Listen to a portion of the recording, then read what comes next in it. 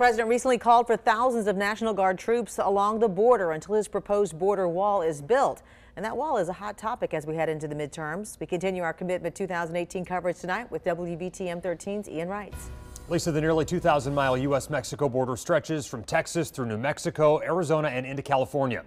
President Trump has called for a border wall to be built. It's one of many border security and immigration issues our lawmakers are tasked with addressing. So for the candidates who want to represent us in Washington and will have a direct say in the future of border security, what do they think about the border wall? We'll start with Anthony Blackman, who is running against GOP incumbent Robert Aderholt for the Republican nomination in District 4. He wants to see the wall built and says it will help free up resources that could be used in other areas. It's a small spending project, and then we could take this new allocation of border security agents and put them patrolling the waters and doing maybe more FAA ramp checks to catch the drugs that's flying in over the wall, but then you wouldn't have to worry about the whole land portion as much. So you could take more border enforcement away from there and spread them out into the problems where we can't build a wall in the ocean, so maybe take some border agents or whatever and put them on Coast Guard cutters. We reached out to Congressman Aderholt, but so far he has not been able to join us for an interview.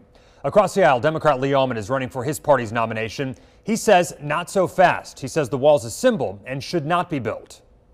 There should be no Great Wall, as the president has called it.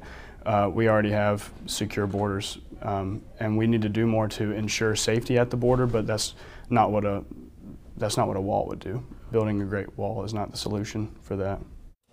Fellow Democrat Rick Neighbors says we have an obligation to secure our borders, but doesn't see the wall as a solution. I think it is an issue that divides us as a nation, so that we can't talk about real issues such as how do we treat one another? How do we inspire hope and opportunity? Inspiring a wall and creating barriers does not allow us to see opportunities to grow both as a people and as a nation. Tomorrow we're going to talk about ways to best improve income levels across the state, starting with the candidates in District 3.